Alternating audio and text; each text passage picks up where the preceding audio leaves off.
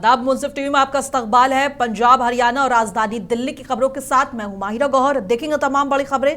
आगाज करेंगे हेडलाइंस के साथ। सुर्खियों को पेश करने में ताउन किया है डॉक्टर ऑर्थो ऑयल के साथ साथ डॉक्टर ऑर्थो कैप्सूल्स साथ लेना ना भूलें।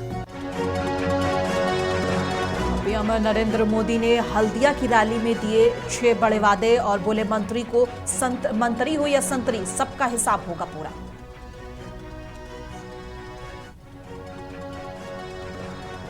रंजीत संधू और रेखा गुप्ता ने यमुना घाट का किया निरीक्षण। बुनियादी ढांचा और कायाकल्प कार्यों की प्रगति का लिया जायजा।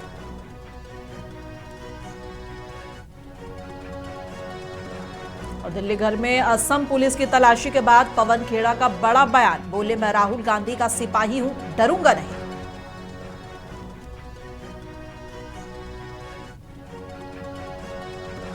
असम चुनाव में सिंगर पैपोन ने गुवाहाटी में डाला वोट, युवाओं से बढ़ चढ़कर मतदान करने की अपील।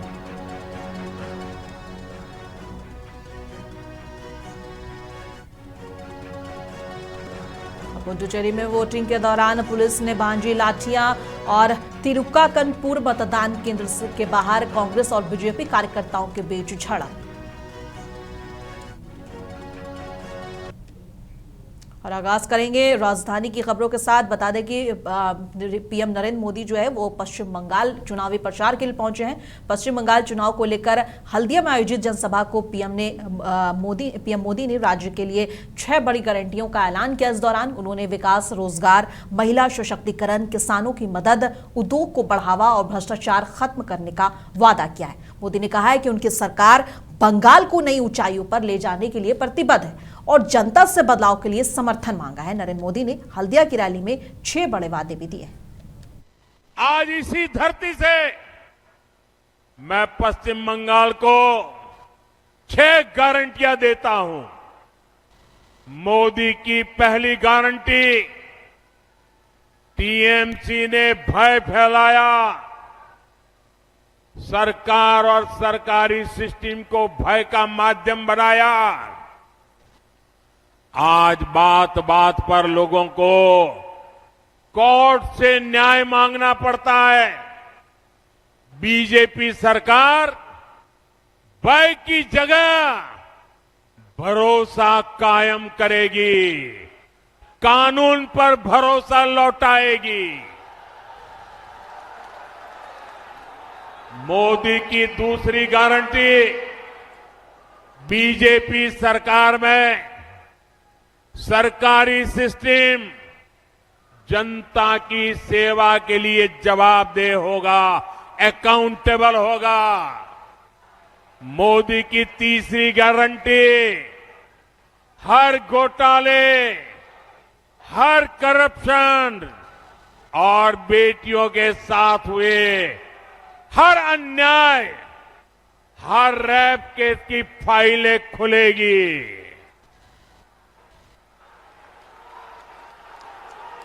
मोदी की चौथी गारंटी, टीएमसी के राज में जिसने भी करप्शन किया है उसकी जगह जेल में होगी।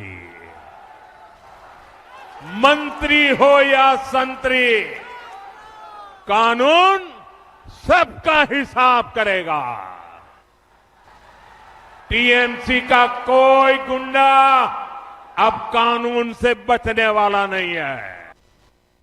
और असम विधानसभा चुनाव के बीच कांग्रेस नेता पवन खेड़ा के दिल्ली स्थित घर की पुलिस ने तलाशी की थी। असम पुलिस ने इसके बाद पवन खेड़ा ने कहा है कि यह सिर्फ डराने की कोशिश हो सकती है, लेकिन वे डरेंगे नहीं। उन्होंने जोर देकर कहा है कि मैं राहुल गांधी का सिपाही हूं और अपने सिद्धांत के साथ खड़ा रहूंगा। यह बयान राजनीतिक हलचल और चुनावी माहौल में चर्चा का विषय बन गया है। बता दें, जिस वक्त पवन खेड़ा ने असम के जो है मुख्यमंत्री और उनकी पत्नी को लेकर बयान दिया था, उसके बाद काफी सियासत हुई थी। इसके बाद असम पुलिस जो है वो दिल्ली पहुंची, पवन खेड़ा के घर पर छापामारी हुई और अब जाके पवन खेड़ा का इस पूरे मामले पर बयान आया है। बता दें कि दिल्ली घर में असम पुलिस की तलाशी के बाद पवन खेड़ा का यह पहला बयान है। जवाब देने की जगह सबको गाली दे रहे हो, पुलिस छोड़ रहे हो, आप डराने की कोशिश कर रहे हो। आपको लगता है हम डर जाएंगे? आपकी आदत डराने की हो सकती है शर्मा जी, हमारी आदत डरने की नहीं है। कारण बता देते हैं क्यों। मेवाड़ का हूं, कांग्रेसी हूं, राहुल गांधी का सिपाही हूं। अब कैसे डरूंगा? तो डरूंगा तो नहीं, लेकिन हां, क्योंकि मुझे बोलते रहना है, क्योंकि मुझे सवाल पूछते रहना है, मैं आपकी पुलिस को जरूर अवॉइड कर रहा हूं। लेकिन आगे भी सुन लीजिए, जो कागज हमारे पास आए और जो लोगों ने वेबसाइट्स के नाम बताए, सरकारी वेबसाइट्स की, अलग अलग देशों की, कि इस पे जाइए, ये जानकारी है, तो वो हमने आप सबके साथ साझा किया। हम तो यही उम्मीद करते हैं साहब आप जांच बैठाएंगे, लेकिन नहीं, आप तो पुलिस छोड़ देंगे। छोड़िए। और दिल्ली के उपराज्यपाल तरनजीत सिंह संधू और मुख्यमंत्री रेखा गुप्ता ने यमुना घाटों का निरीक्षण किया है और सफाई, बुनियादी ढांचा और कायाकल्प कार्यों की प्रगति का जायजा भी लिया है। दोनों अधिकारियों ने विकास और साफ सफाई के कार्यों की समीक्षा करते हुए कहा है कि घाटों को पर्यावरण के अनुकूल और आम जनता के लिए बेहतर बनाया जाएगा। वहीं तरनजीत संधू और रेखा गुप्ता ने भी यमुना घाट का जायजा लेते हुए चीजें सब कुछ सबके सामने, मीडिया के सामने भी साझा की है। सर, प्रपोजल ये है, ये पूरा स्ट्रेच हमारा यमुना का है, लाइक दिस, जैसा ये बनाया है घाट के रूप में। इस पूरे स्ट्रेच में दोनों तरफ हम जब घट आती है, पानी की होल्डिंग करके उसे हम यूज कर सकें और यमुना भी साफ दिखाई देगी। जो है उस समय सारी गंदगी निकल जाती है। मानसून में बहुत बुरा होता है। The fact that CM and everybody is now focusing on this is what is required. हम एफर्ट तो करें, फिर उसके बाद देखते हैं क्या हुआ। यमुना स्टैच्यू यहाँ के इंडिया के कौन जाएगा? पानी आता ही आता है। ये एक लेवल के बाद तो वो दीवार क्रॉस करके भी निकल आता है, फिर इधर भी आ जाता है। पर ये सबसे पहले जो अटैक होता है वो इन पे आता है, सबसे पहला अटैक। और भर जाते हैं ये पूरा। पिछली बार भी मैं इस पानी में उतरी नीचे तो घुटने घुटने पानी हमारे इसमें पाई।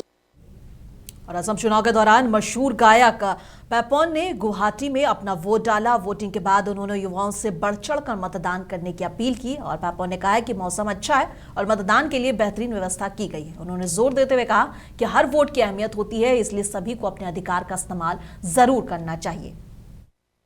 अच्छा है, यहाँ पे तो असम में बहुत ही अच्छा होता है। मतलब लोग सब निकल के आते हैं, आपने देखा ही होगा, अच्छा पोशाक पहन के आते हैं, बहुत खूबसूरत एक मूड में आते हैं, सब मिलते हैं, एक तरह का त्योहार होता है। और असम का जो कल्चर, आप यहाँ आए हैं तो आप देखेंगे यहाँ पे सब कुछ ही बहुत सुंदर तरीके से जैसे घरेलू एक उसमें होता है। हर जैसे लगता है कि हर एक दूसरे को लोग जानते हैं, वो माहौल है। और सब निकल के आए हैं, सब नहा धो के आए हैं, बहुत अच्छा माहौल है, मौसम भी अच्छा हो रहा है। यूथ को ये कहेंगे कि आइए वोट दीजिए, क्योंकि आलस ना करें, मौसम भी अच्छा है, इन्होंने इंतजाम भी अच्छा किया हुआ है, तो सब लोग आइए वोट दीजिए। हर वोट काउंट करता ही है, आप फ्यूचर आप लोग बनाओगे। तो ये हमारा अब कहना क्या है, बहुत बड़ा लॉस है। हम पूरे कल्चरल एक रिप्रेजेंटेशन का लॉस है, तो वो सभी हम लोग मोर्न कर रहे हैं इस देश में, असम देश में और पूरे देश में। तो पर ठीक है, अभी ये है कि हमें आगे बढ़ाना है काम को, जो उनको पसंद था, जो हमेशा हर कलाकार को पसंद है, कला को आगे बढ़ना बहुत जरूरी है। और असम के मुख्यमंत्री और बीजेपी के जलूकबरी सीट प्रत्याशी हेमंता बिस्वा शर्मा ने मतदान के बाद कहा कि उन्हें उम्मीद है कि जनता असम के विकास के लिए निर्णायक जनादेश देगी। और उन्होंने आगे कहा कि दोपहर 5 बजे तक प्रचार पर कोई टिप्पणी नहीं करेंगे और मुख्यमंत्री होने के नाते कानून और नियमों का पालन करेंगे। उन्होंने बाकायदा मीडिया कर्मियों से कहा है कि आप 5 बजे के बाद जब वोटिंग खत्म हो जाती है तो उनके आवास पर आए, उनसे जो सवाल पूछना है वो पूछे, वो उसका जवाब जरूर देंगे, लेकिन फिलहाल के लिए जो है नियम कानून उसको फॉलो करेंगे। आप लोग देखिए, प्रेस का लोगों को मैं एक रिक्वेस्ट करना चाहता हूँ, आप लोग क्वेश्चन करते जवाब नहीं देने से खराब पाते हो, लेकिन 5 बजे तक चुनाव आयोग का रूल है कि कैंपेन बंद हो चुका है। आप लोग मुझे उसी क्वेश्चन को आंसर देने के लिए करते हो, फिर मेरा ऊपर 2 FIR दर्ज हो जाएगा। जो भी पूछना है 5 बजे घर में आइए, आराम से बैठ के पूछिए। एक ही क्वेश्चन 5 बजे का बाद भी तो हम पूछ सकता हूँ। जो चुनाव आयोग का एक नियम बना हुआ है कि प्रसार होने का बाद स्टार कैंपेनर चुनाव का ऊपर कोई टिप्पणी नहीं करेगा। तो अगर मैं अभी कुछ बोलो, आप लोग सलाह देगा, कोई भी मेरा ऊपर एफआईआर दे सकता है। और एक देश का, प्रदेश का सीएम को कानून नहीं तोड़ना चाहिए ना। तो 5 बजे का बाद आप लोग जो भी मुझे क्वेश्चन करे, मेरा रिप्लाई देने में कोई प्रॉब्लम नहीं है, लेकिन 5 बजे का पहले कानून इसका इजाजत नहीं देते। इतना ही सिंपल बात, कोई प्रॉब्लम नहीं। 5 बजे आइए मेरा घर में चाय पीजिए, 5 बजे का बाद जो भी पूछना एक एक करके पूछिए, कोई प्रॉब्लम नहीं है। लेकिन ये करने में क्या है, टीवी का आप लोग चैनल में लगा देगा, समय देखेगा, फिर 10 एफआईआर मेरा ऊपर बेकार का दर्ज हो जाएगा। और पुडुचेरी चुनाव 2026 के दौरान थिरुक्काकानूर में एक मतदान केंद्र के बाहर कांग्रेस और बीजेपी कार्यकर्ताओं के बीच जमकर झड़प हो गई। स्थिति को काबू करने के लिए पुलिस ने लाठीचार्ज का सहारा लिया। अधिकारियों ने बताया कि हिंसा फैलने से रोकने के लिए तुरंत कार्रवाई की गई और मतदान प्रक्रिया प्रभावित ना हो, इसके लिए पुलिस ने सख्त एक्शन लिया और डिस्टर्ब करने वाले लोगों पर लाठीचार्ज किया और तुरंत जो है वो कंडीशन को जो है वो सही किया। और खबर आईपीएल से, बता दें कि आईपीएल 2026 में गुजरात टाइटंस के कप्तान शुभमन गिल पर दिल्ली कैपिटल्स के खिलाफ मैच के दौरान धीमी ओवर रेट बनाए रखने के लिए 12 लाख रुपए का जुर्माना लगाया गया है। यह मुकाबला अंतिम गेंद तक रोमांचक रहा, जिसमें गुजरात टाइटंस ने मेजबान टीम को सिर्फ 1 रन से हराकर इस सीजन की पहली जीत दर्ज कर ली। और बताते चले कि आईपीएल की मीडिया एडवाइजरी में बताया गया है कि ये गिल और उनकी टीम की इस सीजन की पहली ओवर रेट संबंधित गलती थी, इसके लिए जुर्माना तय किया गया है।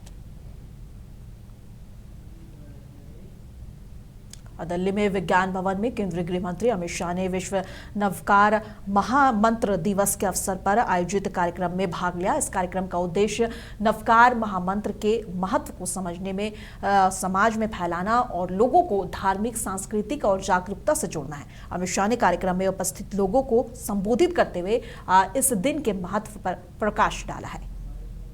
अपनी बात को सच मनवाने के लिए युद्ध पर उतारू है। उसी वक्त 9 अप्रैल के दिन यहां से शांति का नवकार मंत्र का जाप पूरे विश्व के कल्याण के लिए किया है, वो बहुत उपयुक्त है। मित्रों, ऐसे तो मुझे बोलना नहीं था, अंत में खड़ा कर दिया गया, मगर मैं जो अंत में बात करनी चाहिए वो पहले करना चाहता हूं। भारत के अंदर कई प्रकार के संप्रदाय, कई प्रकार के धर्म विद्यमान हैं और हर धर्म के अंदर मंत्रों का बहुत बड़ा महिमा रहा है। कई युवाओं से जब इंटरेक्शन करता हूं, आईआईएम में जाता हूं, कॉलेजों, यूनिवर्सिटियों में जाता हूं, तो आज का युवा बुद्धि प्रदान है, होना भी चाहिए। और दिल्ली के अशोक विहार थाना क्षेत्र से सुबह एक सनसनीखेज वारदात सामने आई, जहां एक युवक पर अज्ञात बदमाश ने चाकू से जानलेवा हमला कर दिया। घटना अशोक विहार फेज 2 में कर्नाटक बैंक के सामने हुई, जहां अचानक हुई हमले से इलाके में अफरा तफरी मच गई है। देखने वालों के अनुसार बाइक सवार बदमाश ने युवक पर ताबड़तोड़ चाकू से वार किए और वारदात को अंजाम देने के बाद मौके से फरार हो गया। संतोष के चाचा हैं आप? अभी क्या हुआ, किसने मारा, क्या पूरा मामला? ये मेरे को नहीं पता भाई। आप आपके साथ थे मोटरसाइकिल पे? नहीं। क्या पता लगा, आप आए हो, क्या देखा? मैं तो अभी आया हूँ तो लेटा हुआ देखा। जिंदा है, मर गया? मर गया। कितनी उम्र है? 27 साल। कितनी बार, कितनी जगह चाकू मारा? अभी 2 जगह देखा है। 2 जगह? काम वाम क्या कर रहा था? तो मेरे साथ में काम करता था स्टील कंपनी में। स्टील कंपनी में कुछ ये पता कितने लोगों ने मारा है? ये नहीं पता मेरे को। लोग थे वो मारने वाले? मेरे को नहीं, ये अभी नहीं पता। शादीशुदा था? नहीं, कुमार। उम्र कितनी?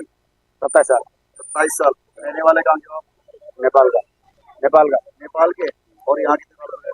यहाँ मैं तो 15 साल है, उनको 10 साल हो गए। कुछ ये पता चला था? मेरे को कुछ नहीं पता चल रहा। अभी यहाँ पर आए हो, क्या करने आया था? शौचालय में क्या करने आया था? ये बाहर से आया हुआ है, बाहर से मारा हुआ है, वो अंदर घुस के लेट गया है। मोटरसाइकिल तो उसकी बाहर खड़ी है। इसका उसी की मोटरसाइकिल है, स्प्लेंडर जो खड़ी है बाहर। संतोष का? मैं उसका मोटरसाइकिल है नहीं। उसकी मोटरसाइकिल नहीं है। नहीं है तो उसकी मोटरसाइकिल नहीं है, वो वारदात की है ना और अमृतसर में भारत में ईरान के उप प्रतिनिधि मोहम्मद हुसैन जियानिया ने अकाल तख्त के जत्थेदार और एसजीपीसी प्रमुख हरजिंदर सिंह धामी को दिल्ली में आयोजित अली खamenei स्मृति कार्यक्रम में शामिल होने का आमंत्रण दिया। इस आमंत्रण का उद्देश्य दोनों देशों के धार्मिक और सांस्कृतिक रिश्तों को मजबूत करना बताया गया है। That we requested him through his PR to come to the commemoration program that we are going to have on 12th April in Iran Culture House for the martyrdom of our leader Sayyidina al-Qa'id Hazrat Ayatollah al-Uzma Sayyid Ali Khamenei Rizwanullah Ta'ala alayh। Delhi Lucknow से जुड़े शिया धर्मगुरु मौलाना सैयद कल्बे जवाद ने हाल ही के America Iran युद्ध विराम यानी कि ceasefire पर एक अलग से प्रकाशित स्वागत या समर्थन वाला बयान नहीं दिया, लेकिन फरवरी में उन्होंने ईरान इजराइल संघर्ष के समय अमेरिका और उसके साथियों की आलोचना की थी। और उस दौरान जवाद ने कहा था कि ईरान पर हमले की अमेरिका की गुंडागर्दी बताया और कहा कि दुनिया ये देख रही है कि असल अपराधी कौन है, जिससे स्पष्ट है कि उनका रुख युद्ध विरोधी और ईरान समर्थक रहा है। और बता दें कि अमेरिका ईरान सीज फायर पर शिया धर्मगुरु मौलाना सैयद कल्बे जवाद ने क्या कुछ कहा है, एक बार सुन लीजिए। मौलाना साहब क्या कहेंगे, सीज फायर हो गया है अमेरिका और ईरान के बीच? बिस्मिल्लाहिर्रहमानिर्रहीम। हम तो समझते हैं कि वहाँ के अवाम की और वहाँ के लीडरशिप की हौसले की जीत है कि जहाँ के सुप्रीम लीडर को शहीद कर दिया गया हो, जहाँ के बड़े बड़े जनरल शहीद हो गए हों, वहाँ बड़े बड़े मिनिस्टर शहीद हो गए हों, और वहाँ के ऊपर इस तरह से उनका जमे रहना मैदान में और इस तरह से अमेरिका जैसे सुपर पावर का मुकाबला करते रहना, मैं तो समझ हिस्ट्री में पहली मिसाल है ये, ऐसी पूरी ह्यूमन हिस्ट्री में पहली मिसाल ये है कि इस तरह से एक छोटा सा मुल्क जो है वो इतनी नुकसानात के बाद भी हार नहीं माना, उसने सर नहीं झुकाया, उसने शिकस्त नहीं कबूल की अपनी, बल्कि वो लड़ता रहा और लड़ता रहेगा। और ये वहाँ के अवाम की जीत है, वहाँ की जनता की जीत है, वहाँ के उलमा की जीत है। और इसी से अंदाजा होता है कि असलहा नहीं जीतता है बल्कि हौसले जीता करते हैं। और आप देखें कितना बड़ा फ़र्क है कि जब इसराइल में सायरन बजता है तो वहाँ का जो प्राइम मिनिस्टर वो भी चूहों की तरह बंकर में छुप जाता है और पूरी पब्लिक चूहों की तरह बंकर में छिप जाती है। लेकिन ये ईरान की आवाम है और वहाँ के लीडर्स हैं कि जब सायरन बजता है तो सबके सब सड़क में निकल आते हैं। अरे जब मरना ही है तो घर के अंदर घुस के क्यों मरो? मरना है तो सड़क पर शहादत के साथ मरो, बहादुरी के साथ मरो, जवाबर्दी के साथ मरो। लिहाजा जब इसने ऐलान किया कि हम पूरी सिविलाइजेशन को खत्म कर देंगे, सभ्यता को खत्म कर देंगे, सारे पुल गिरा देंगे, तो हर पुल भरा हुआ था औरतों और बच्चों से और मर्दों से, पुल भरे हुए थे। आप देखिए तस्वीरें, आप ही का मीडिया दिखा रहा है, ईरान का नहीं, आपका मीडिया दिखा रहा है कि पूरे पुल खचाखच भर गए थे। हमें मारो, हमें कत्ल करो, हमें खत्म करो। और दिल्ली में गुजराती समुदाय के सदस्यों ने कांग्रेस अध्यक्ष मल्लिकार्जुन खड़गे के बयान के विरोध में कांग्रेस कार्यालय के बाहर प्रदर्शन किया। केरल की बता दें कि केरल की रैली में खड़गे ने कुछ लोगों को अशिक्षित कह दिया था, जिससे विवाद खड़ा हो गया और प्रदर्शनकारियों ने अपमान की राजनीति बंद करो और गुजरात जाग चुका है जैसे नारे लगाए और कांग्रेस नेतृत्व से माफी की मांग की है। बीजेपी नेताओं ने भी प्रदर्शन में भाग लिया और कहा कि ऐसे बयान समुदाय के भावनाओं को ठेस पहुंचाते हैं। प्रदर्शन तब तक जारी रहेगा तब तक माफी नहीं मांग ली जाती, ऐसा प्रदर्शनकारियों का कहना है। अभी आदरणीय प्रधानमंत्री नरेंद्र भाई मोदी साहब, गृह मंत्री अमित भाई शाह साहब, दोनों के नेतृत्व में देश जिस तरह से आगे बढ़ रहा है, विश्व में मान सम्मान देने के लिए दोनों नेता ने काम किया। 11 साल से ये दोनों नेता ने, भारतीय जनता पार्टी के दोनों नेता ने 140 करोड़ जनता का दिल जीता है। दिल ऐसे नहीं जीतते हैं, एक विश्वास बैठता है।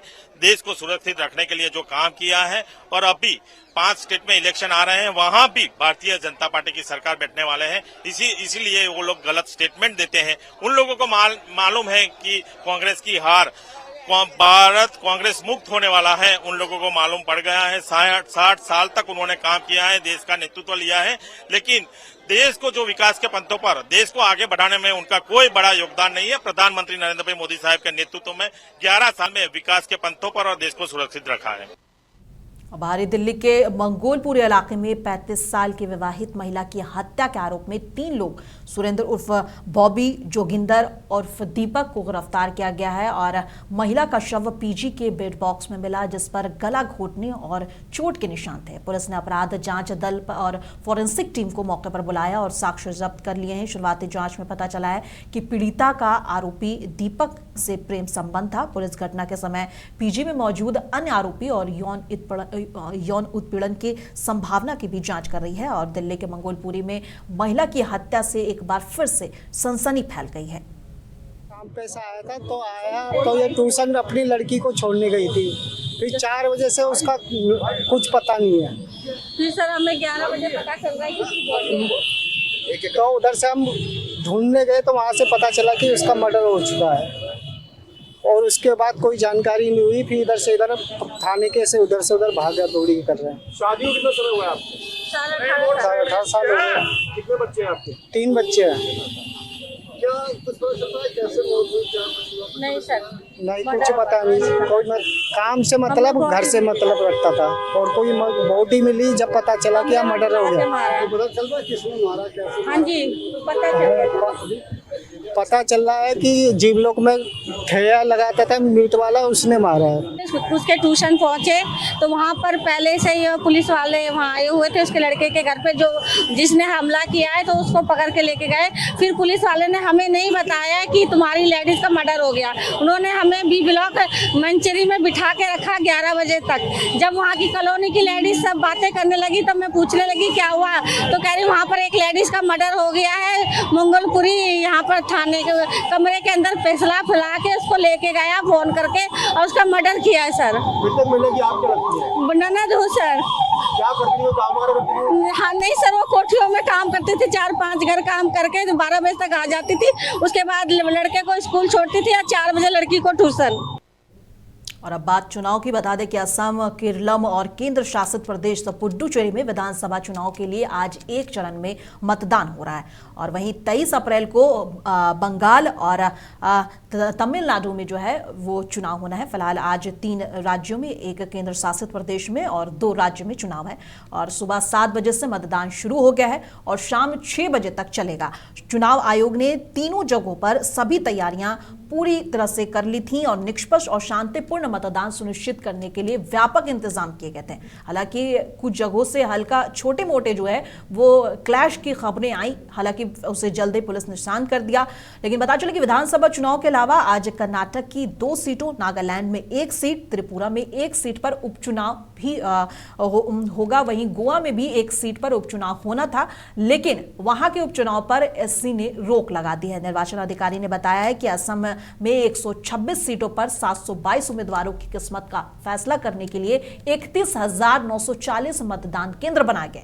जबकि बात अगर असम की करें तो असम के 35 जिलों में मतदान को शांतिपूर्ण ढंग से संपन्न कराने के लिए आयोग ने 1.5 लाख से अधिक सुरक्षा कर्मियों को तैनात किया है। वहीं संवेदनशील मतदान केंद्रों की निगरानी के लिए विशेष रूप से माइक्रो ऑब्जर्वर नियुक्ति किए गए। यहां मुख्य मुकाबला सत्ताधारी दल और विपक्ष के बीच है, जहां मतदाता लाखों की संख्या में अपने भविष्य के जनप्रतिनिधियों को चुनने के लिए केंद्रों पर पहुंच रहे हैं। और बता दें कि इसी तरह केरलम की भी सभी 140 सीटों पर एक ही चरण में मतदान हो रहा है, जहां 883 उम्मीदवार मैदान में है। तो राज्य में 2.71 करोड़ मतदाता आज मतदान करेंगे और जहां एलडीएफ तीसरी बार सत्ता में वापसी की कोशिश कर रहा है और यूडीएफ अपनी खोई जमीन तलाश रहा है और एनडीए राज्य में अपना खाता खोलने की उम्मीद लगाए बैठा है। वहीं पुडुचेरी में 9.50 लाख मतदाता भी आज 294 उम्मीदवारों के भाग्य का फैसला ईवीएम में दर्ज करेंगे। और निर्वाचन आयोग द्वारा जारी आंकड़ों के अनुसार दोपहर 1 बजे तक असम में सबसे ज्यादा लगभग 60% के आसपास जो है वो वोटिंग हुए। जबकि बात अगर केरलम की करें तो केरलम में भी लगभग 50% के आसपास ही वोट हो चुके हैं और पुडुचेरी में 55% के आसपास जो है वो वोटिंग हो चुकी है। ये अभी तक चुनाव से जुड़े सारे अपडेट थे जो कि अभी तक हमने आपके साथ साझा किए। आगे भी मुंसिफ टीवी चुनाव से जुड़े सारे अपडेट आप तक पहुंचाता रहेगा और फिलहाल पीएचडी की खबरों में इतना ही, और बाकी सारे चुनाव के अपडेट्स देखने के लिए आप हमारे साथ जुड़े रहें और हमें लाइव लगातार देखते रहें। पीएचडी की खबरों में इतना ही, हमें दीजिए इजाजत और देखते रहें मुंसिफ टीवी।